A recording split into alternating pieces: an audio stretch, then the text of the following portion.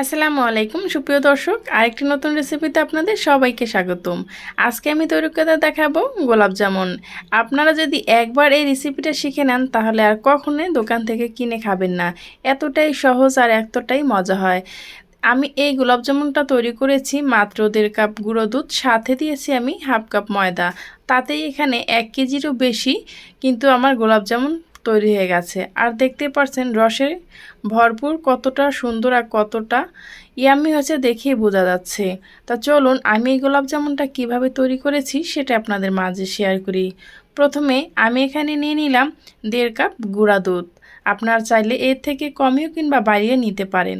সাথে দিয়ে দিচ্ছি হাফ কাপ ময়দা। এখন আমি এর ভেতর দিয়ে দিচ্ছি চা চামচের হাফ চামচ বেকিং পাউডার। সাথে দিয়ে দেব সেই 1 চামচের 2 চামচ ঘি।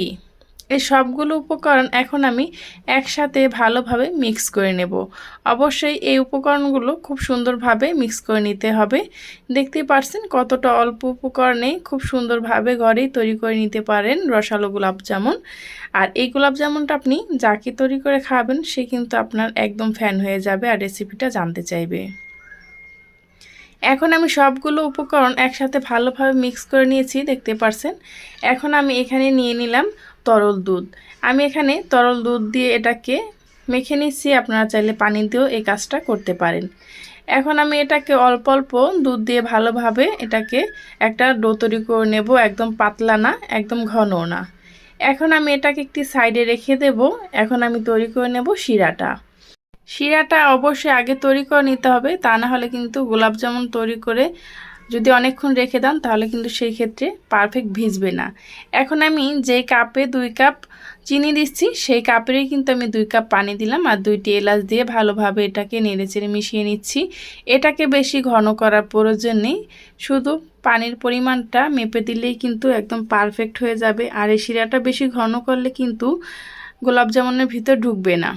এখন আমি এর ভেতরে দিয়ে দিচ্ছি 1 টুকরো লেবু চিপড়িয়ে, খুব সুন্দর একটা ফ্লেভার আসবে সেজন্য।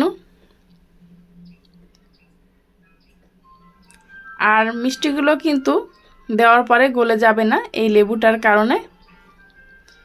এখন আমি এটাকে জাল করে নিয়েছি 5 মিনিট। এখন আমি চুলাটাকে বন্ধ করে একটা সাইডে রেখে দেব।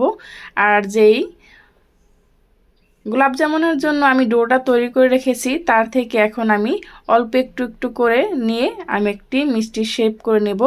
আমি এখন গোল গোল করে তৈরি করছি, আপনারা চাইলে আপনাদের পছন্দ মতো লম্বা কিংবা চ্যাপ্টা করেও নিতে পারেন।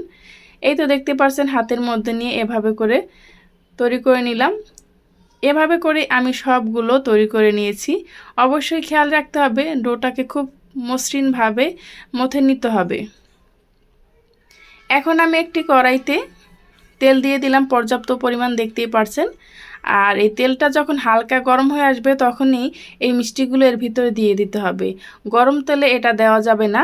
আর দেখতে পাচ্ছেন আস্তে আস্তে কিন্তু তেলটা গরম হচ্ছে আর এই মিষ্টিগুলো একা একাই কিন্তু ছেড়ে দিচ্ছে। যত আস্তে আস্তে এই তেলটা গরম হবে এরকম হালকাভাবে একটু নাড়িয়ে চেড়ে দিলেই কিন্তু এই মিষ্টিগুলো খুব সুন্দরভাবে ফুলে যাবে। দেখতেই পাচ্ছেন প্রত্যেকটা মিষ্টি কিন্তু ফুলে ডাবল হয়ে গেছে। এখন আমি আলতোভাবে এটাকে একটু নাড়িয়ে চেড়ে মিশিয়ে নিচ্ছি যাতে করে পুড়ে না যায়। এভাবে করে আলতোভাবে কিন্তু আপনারা এই মিষ্টিগুলো নেড়ে চেড়ে দেবেন। এভাবে যদি আপনি একবার শিখে যান তাহলে কিন্তু বাসায় মেহমান কিংবা কোথাও বেড়াতে যাওয়ার জন্য মিষ্টি কিন্তু দোকান থেকে কিনে আনা লাগবে না, ঘরেই আপনি ঝটপট স্বাস্থ্যসম্মতভাবেই তৈরি করে নিতে পারেন। আর দেখতে পাচ্ছেন মাত্র 1.5 কাপ গুঁড়া দুধ, হাফ কাপ ময়দা দিয়ে কতগুলো মিষ্টি তৈরি হয়ে গেছে। আর এই মিষ্টিগুলো একটু ডিপ করে ভেজে নিতে হবে যাতে করে রসে ভেজানোর পরও কালারটা না সাদা হয়ে যায় সেজন্য। এই তো দেখতে পাচ্ছেন আমার মিষ্টিগুলো কিন্তু একদম ভাজা হয়ে গেছে। আর এই মিষ্টিগুলো ভেজে নিতে হবে লো টু মিডিয়াম হিটে রেখে, কারণ এটা যদি আপনি হাই হিটে রেখে এটা ভেজে নেন তাহলে কিন্তু এই মিষ্টিগুলো পারফেক্টভাবে ভাজা হবে না। ভিতর থেকে যদি দলা থাকে তাহলে কিন্তু মিষ্টিগুলো খুব সুন্দরভাবে ফুলবে না। এই তো দেখতে পাচ্ছেন প্রত্যেকটা মিষ্টি কত সুন্দরভাবে ভাজা হয়ে গেছে। এখন আমি যেই শিরাটা আগে থেকে তৈরি করে রেখেছিলাম সেটা একটা বাটিতে আমি নিয়ে নিচ্ছি। আর এটা আমি এখন এই বাটির ভিতরে সবগুলো মিষ্টি দিয়ে দেব। আমি রেখে দিয়েছি সারা রাতের জন্য। আপনারা চাইলে সকালে তৈরি করে বিকাল পর্যন্ত ভিজিয়ে রাখতে পারেন, অথবা হাতে সময় না থাকলে 2-3 ঘন্টা কিন্তু ভিজিয়ে রাখলে পারফেক্টভাবে হয়ে যায়। দেখুন মিষ্টিগুলো কতটা সুন্দর আর কতটা কালার হয়েছে, আর এটার ভিতরে কতটা রস ভরে গেছে দেখতেই পারছেন। এই তো আমার কিন্তু গোলাপ জামুন একদম পারফেক্ট তৈরি হয়ে গেছে। এভাবে একবার যদি আপনি বাসায় তৈরি করেন তাহলে কিন্তু দোকান থেকে আর কিনে খাবেন না, আমি গ্যারান্টি দিয়ে বলছি। আমি আপনাদেরকে একটা কেটে দেখাচ্ছি এটার ভিতরটা কেমন হয়েছে।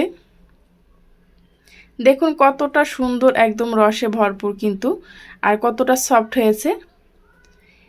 আমার এই ভিডিওটা যদি আপনাদের কাছে ভালো লাগে তাহলে প্লিজ চ্যানেলটি সাবস্ক্রাইব করে আমার পাশে থাকা বেল আইকনটা ক্লিক করে রাখবেন, যাতে করে ভিডিও আপলোড করা মাত্রই আপনার কাছে নোটিফিকেশন পৌঁছে যায়। আল্লাহ হাফেজ।